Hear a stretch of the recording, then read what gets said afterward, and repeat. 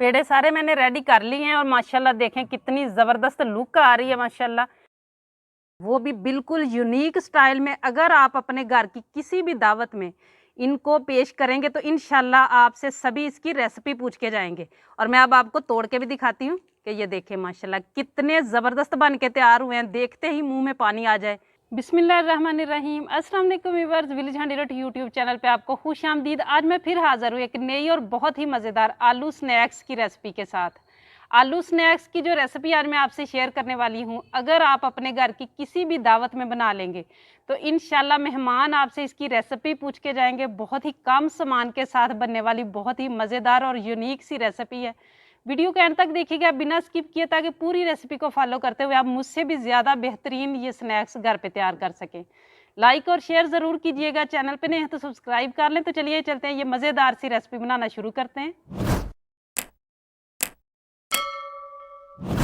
ये मज़ेदार से आलू के स्नैक्स बनाने के लिए सबसे पहले मैंने मैदा लिया है, 2 कप मैंने मैदा लिया है। ये एक बाउल में हम शामिल कर लेंगे, खुले बर्तन में इनको शामिल कर लेना। और यहाँ मेरे पास है 1/4 टीस्पून नमक, ये इसमें शामिल करेंगे। और यहाँ मेरे पास बेकिंग पाउडर है, बेकिंग सोडा नहीं लेना और बिल्कुल 2 चुटकी के बराबर है, आप देख सकते हैं, इससे ज़्यादा शामिल नहीं करना। और अब मैंने लिया यहाँ पे 3 टेबल स्पून कुकिंग ऑयल के, आप मेल्ट किया हुआ घी ले सकते हैं, मक्खन ले सकते हैं, जो भी चीज़ लें। इस तरीके से आपने मैदे के साथ अच्छी तरह मिक्स करनी है, ताकि मैदे के अंदर जो है ना वो अच्छी तरह से जज़ब हो जाए और ये क्रम्स की तरह बन जाएगा। ये मैंने मिक्स कर लिया और अब आप देख सकते हैं मुट्ठी बना के आप चेक करें, अगर तो मुट्ठी बन रही है तो ठीक है, ना बने तो फिर जो है ना 1 टेबल स्पून आप और डाल लें, अगर आपने कुकिंग ऑयल डाला हो, घी डाला हो या मक्खन डाला हो। अब थोड़ा थोड़ा करके रूम टेम्परेचर पे पानी इसमें डालना है और इसको नॉर्मल हमने गूंद लेना है। बहुत ज़्यादा नरम की तरफ भी नहीं लेके जाना और सख्त भी नहीं होना चाहिए। आटे को मैंने इकट्ठा कर लिया, आप देख सकते हैं। अब 2 हिस्से जो आटे के हैं ना उनको मैंने अलग कर लेना है और एक हिस्से को अलग करके साइड पे रखेंगे। इसको अब गूंद लेना है 5 मिनट अच्छी तरह से मुलायम होने तक। लेकिन अब इसको जो है ना हमने पानी नहीं लगाना, अगर लगाना भी पड़ा तो हल्का सा कुकिंग ऑयल लगा लेंगे। इस आटे को मैंने 5 मिनट गूंद लिया है। अब इसे मैं साइड पे करूँगी और दूसरा जो आटा है ना उसको हमने ले लेना। और यहाँ मेरे पास है फूड कलर, कोई भी आप फूड कलर ले सकते हैं, मैं रेड ले रही हूँ। ये डाल के इसको भी हमने गूंद लेना है।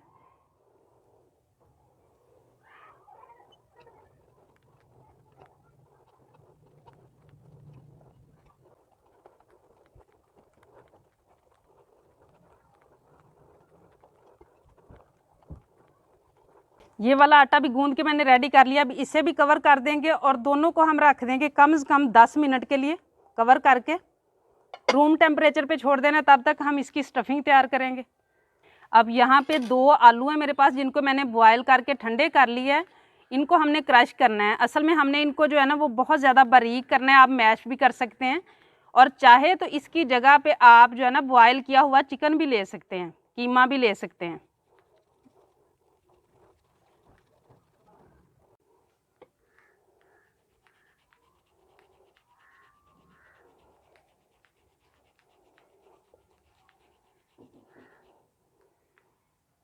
आलूओं को मैंने क्रश कर लिया। अब कुछ चीज़ें और हैं जो मैं इसमें शामिल करूँगी। यहाँ मेरे पास है स्मॉल साइज़ का एक प्याज था, जिसको मैंने बारीक इस तरीके से काटा हुआ है। और अब यहाँ मेरे पास है 1 टेबल स्पून के करीब है सब्ज़ धनिया, ये इसमें शामिल करेंगे। और यहाँ पे मेरे पास है 2 सब्ज़ मिर्चें थी और 2 सुरख मिर्चें थी, जिनको मैंने क्रश किया हुआ है, आप बारीक काट के भी डाल सकते हैं। और चाट मसाला है 1/2 टेबल स्पून, ये मैंने शामिल किया। इसमें सारे मसाले शामिल होते हैं, अगर ये ना आप शामिल करें तो इसकी जगह पे नमक, मिर्च, हल्दी और पिसा हुआ गरम मसाला शामिल कर लें हस्बे जायका। और 2 टेबल स्पून मैं इसमें शामिल कर रही हूँ बेसन, आप इसकी बजाय ब्रेड क्रम्स भी शामिल कर सकते हैं। और अब अच्छी तरह से सारी चीज़ों को हमने मिक्स कर लेना है।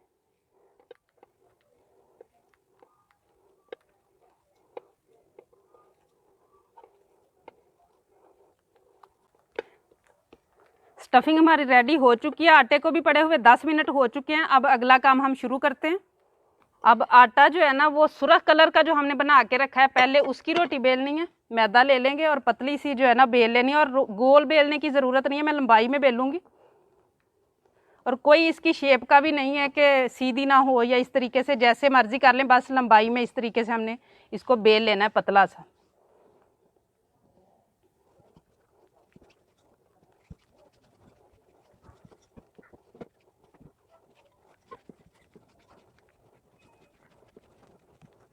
ये आप देख सकते हैं जितनी रोटी होती है उतना हमने इसको पतला कर लिया है।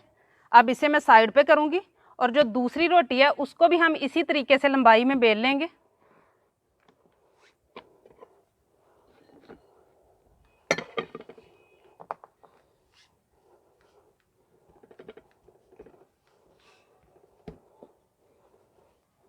इसको भी मैंने बेल लिया है। अब इसके ऊपर पानी लगाना है इस तरीके से करते हुए, और जो दूसरी रोटी हमने बेल के रखी है वो इसके ऊपर रख देनी है।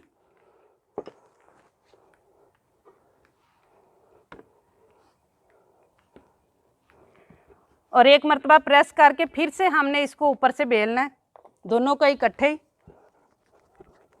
ये एक दूसरे से कम है कोई बात नहीं, बस हमने इस तरीके से करते जाना है और इनको जो है ना मज़ीद पतला कर लेना है। इसको बेलने के बाद यहाँ मैंने आधा मैदा लिया था और आधा कुकिंग ऑयल लिया था और इस तरीके से मैंने इसका पेस्ट बना लिया। अब ये वाला हमने अच्छी तरह से सारे के ऊपर लगा लेना है। हाथ की मदद से हम लगा लेंगे ताकि अच्छी तरह से लग जाए, कोई भी जगह रहनी नहीं चाहिए। ये सारे पे मैंने अच्छी तरह से लगा लिया। अब इसका हमने रोल बनाना है। रोल बनाना है बिल्कुल टाइट करके।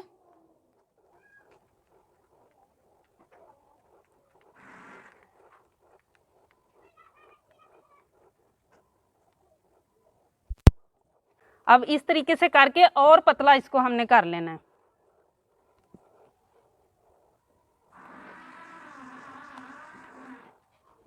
रोल हमारा रेडी हो चुका है। अब इसकी हम कटिंग करेंगे। अब जिस साइज़ में आप स्नैक्स बनाना चाहते हैं उस हिसाब से आपने इसकी कटिंग करनी है। मैं यहाँ पे आधा इंच की कटिंग कर रही हूँ।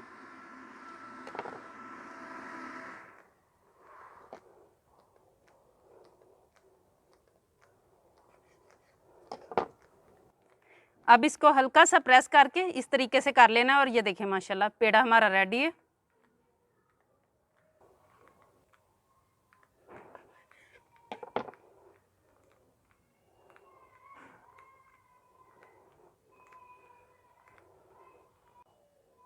पेड़े सारे मैंने रेडी कर लिए हैं और माशाल्लाह देखें कितनी ज़बरदस्त लुक आ रही है माशाल्लाह। अब इनको हम बेलना शुरू करेंगे और प्रॉपर शेप देना शुरू करेंगे। एक पेड़ा ले लेना है और यहाँ पे थोड़ा सा मैदा ले लेना है और अब इसको जो है ना वो हमने इस तरीके से बेल लेना है हल्के हाथों से। ये आप उतना ही बेल पाएंगे जितना आपने इसको जो है ना वो पेड़े को रखा होगा। और अब इसके जो है ना एक साइड पे मैं रखूँगी जो स्टफिंग हमने तैयार करके रखी हुई है। जितना मेरा पेड़ा है 1 टेबलस्पून के बराबर इसमें आ जाएगी। एक ही हिस्से पे इसको सेट कर लेना है और हल्का सा पानी लगा लेना है।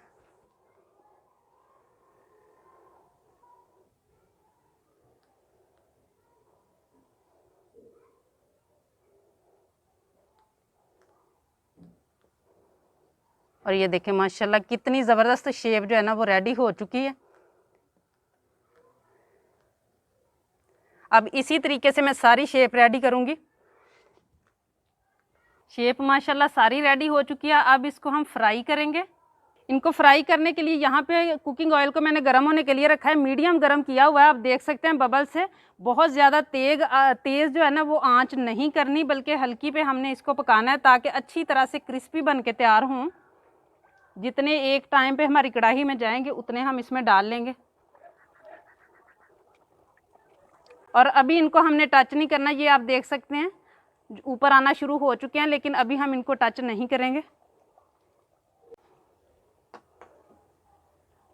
इनको पकते हुए 2-3 मिनट हो चुके हैं। अब इसकी हम साइड चेंज करेंगे और इसी तरह 2 मिनट जो है ना वो दूसरी साइड से भी पकाने के बाद अगर आप इनको महफूज करना चाहते हैं तो आप निकाल लें और इनको जो है ना 10-15 दिन आप फ्रिज में रख के, फ्रीज़र में नहीं फ्रिज में रख के महफूज कर सकते हैं। जब भी फिर आपका खाने को दिल करे आप निकाल के फुल फ्राई कर लें इनको। लेकिन मैं अभी इसी तरह पकने दूंगी अच्छी तरह ताकि मैदा इसका पक जाए और गोल्डन सा कलर आ जाए। इनको पकते हुए माशाल्लाह 15 मिनट हो चुके हैं और ये सारे रेडी हो चुके हैं। और ये देखें माशाल्लाह कितनी ज़बरदस्त लुक आई है। इसी तरीके से मैं बाकी सारे भी फ्राई करूँगी। ये देखें माशाल्लाह कितने ज़बरदस्त आलू के स्नैक्स बन के रेडी हुए हैं, वो भी बिल्कुल यूनिक स्टाइल में। अगर आप अपने घर की किसी भी दावत में इनको पेश करेंगे तो इंशाल्लाह आपसे सभी इसकी रेसिपी पूछ के जाएंगे। और मैं अब आपको तोड़ के भी दिखाती हूँ कि ये देखिए माशाल्लाह कितने ज़बरदस्त बन के तैयार हुए हैं, देखते ही मुंह में पानी आ जाए। बिल्कुल नया आइडिया, इसे ज़्यादा से ज़्यादा ज़रूर शेयर कीजिएगा ताकि इतने कम बजट में बनने वाली जो है ना पार्टी की रेसिपी जो है वो ज़्यादा से ज़्यादा लोगों तक पहुँचे। उम्मीद है आज की ये रेसिपी आप लोगों को बहुत ज़्यादा पसंद आई होगी। इसे ज़्यादा से ज़्यादा शेयर करें, लाइक करें, कमेंट बॉक्स में अपनी कीमती राय का इजहार ज़रूर कीजिएगा। चैनल पे नए हैं तो सब्सक्राइब कर लें, बेल का आइकन प्रेस कर लें ताकि इसी तरह की हर अच्छी रेसिपी का नोटिफिकेशन सबसे पहले आप तक पहुँचे। अगली वीडियो तक के लिए विलेज हांडी रोटी की तरफ से अल्लाह हाफिज़।